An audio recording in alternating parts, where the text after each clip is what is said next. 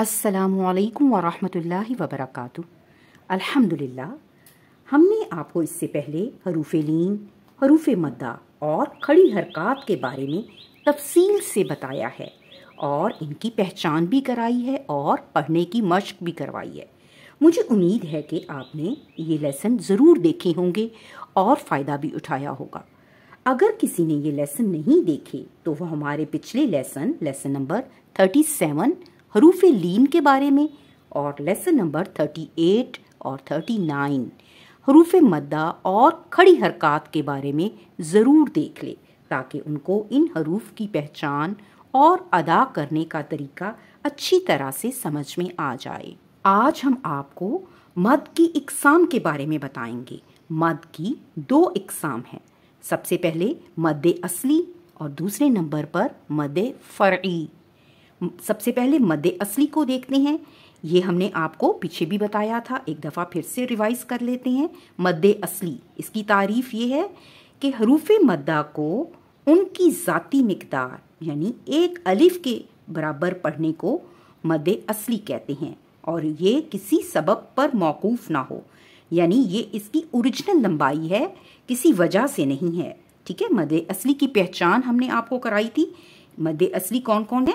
हरूफ मद्दा और खड़ी हरकत, ये दोनों मद्दे असली कहलाती हैं। ठीक है, अब देखें तारीफ़ क्या है कि हरूफ मद्दा और खड़ी हरकत यानी जो है इनको इनकी ज़ाती मिक़दार एक अलिफ के बराबर पढ़ने को मद्दे असली कहते हैं। ठीक है, मुझे उम्मीद है कि आपको मद्दे असली की पहचान हो गई होगी। अब हम मद्दे फ़रई को देखते हैं। मद्दे फ़रई क्या है? मद्दे फ़रई की तारीफ़ देखें। हरूफ मद्दा को उनकी ज़ाती मिक़दार जो कि एक अलिफ के बराबर है उससे ज़ायद पढ़ना और वो किसी सबब पर मौकूफ़ हो, इसे मद्दे फ़रई कहते हैं। ठीक है, आप देखें मद्दे फ़रई को समझने की कोशिश करें। मद्दे असली तो है कि हरूफ मद्दा को उनकी ज़ाती मिक़दार में पढ़ना मद्दे असली है। ठीक है, और मद्दे फ़रई में क्या है? ज़ाती मिक़दार से बढ़ा कर पढ़ना, यानी कोई सबब हो तो उसकी वजह से ये हरूफ मद्दा को हम ज़्यादा लंबा पढ़ेंगे, इसको कहेंगे हम मद्दे फ़रई। मद की दूसरी किस्म मद्दे फ़रई। मद्दे फ़रई की तारीफ़ देखें। हरूफ मद्दा को उनकी ज़ाती मिक़दार जो कि एक अलिफ के बराबर है इससे ज़ायद पढ़ना और वो किसी सबब पर मौकूफ़ हो, यानी उसकी कोई ख़ास वजह हो तो ही हम लंबा करेंगे, इसको कहते हैं मद्दे फ़रई। ठीक है, अब एक चीज़ को अच्छी तरह से समझ लें कि कुरान पाक में जब भी मद आती है वो हरूफ लीन या हरूफ मद्दा पर आती है। ठीक है, अब ये हमें क्या पता चला? महले मद यानी मद आने की जगह 2 हैं। कौन कौन से हरूफ? हरूफ मद्दा और हरूफ लीन। ये हरूफ हैं जिन पर हमेशा मद आएगी और मद किसी वजह से आएगी। वो 3 हैं, यानी सबब मद 3 हैं, यानी मद आने की जो वजूहात हैं ये 3 हैं जिसकी वजह से हम हरूफ मद्दा या हरूफ लीन को उनकी असल मिक़दार से बढ़ा कर पढ़ेंगे। वो 3 सबब हैं। ये 3 सबब कौन कौन से हैं? सबसे पहले है हमज़ा।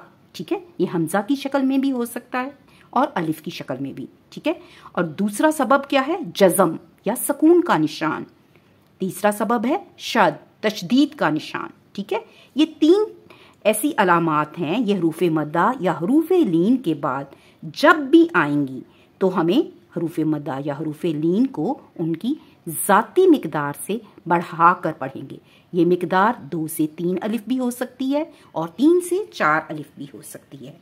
यानी अब आप देखें कि कुरान पाक में जब भी हरूफ मद्दा को उनकी ज़ाती मिक़दार से बढ़ा कर पढ़ा जाएगा तो ये 3 असबाब में से किसी एक सबब की वजह से ही हम उनको बढ़ाकर पढ़ेंगे। ठीक है, आप इसकी मिसाल देखें, जैसे कि ये एक हरफ है शा, अलिफ मद्दा है। ठीक है, ये इसके बाद हमज़ा आएगा तो हम इस सबब मद की वजह से, यानी ये सबब मद पहला है हमज़ा।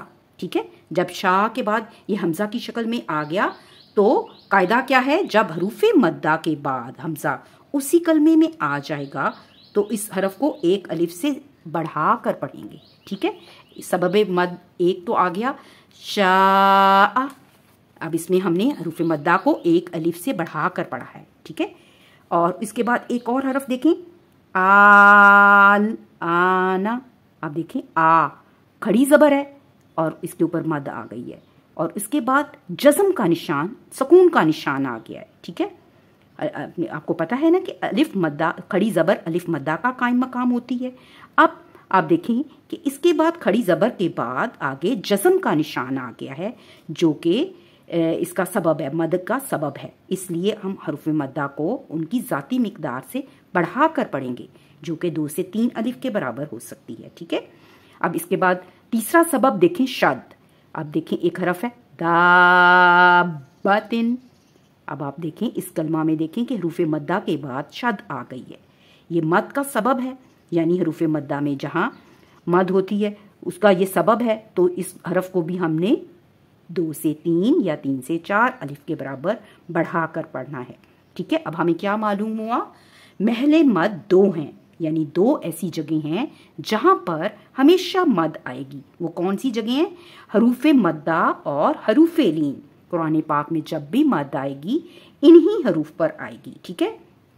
और जिस वजह से मद आएगी वो 3 सबब हैं, यानी हरूफ मद्दा और हरूफ लीन के बाद जब ये 3 अलामत आएंगी तो ही मद आएगी। क्या है पहली अलामत? हमजा। सबसे पहले हमजा अलिफ की शक्ल में भी हो सकता है, उसके बाद दूसरे नंबर पर जज़म या सुकून का निशान, और तीसरे नंबर पर शद या तशदीद का निशान, ठीक है। ये 3 जो हैं सबब मद हैं।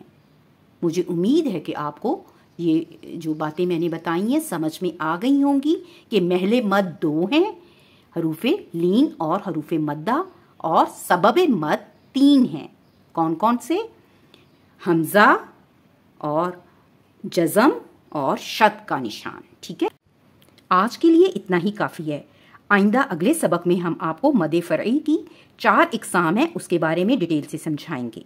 अस्सलामु अलैकुम व रहमतुल्लाहि व बरकातुहू।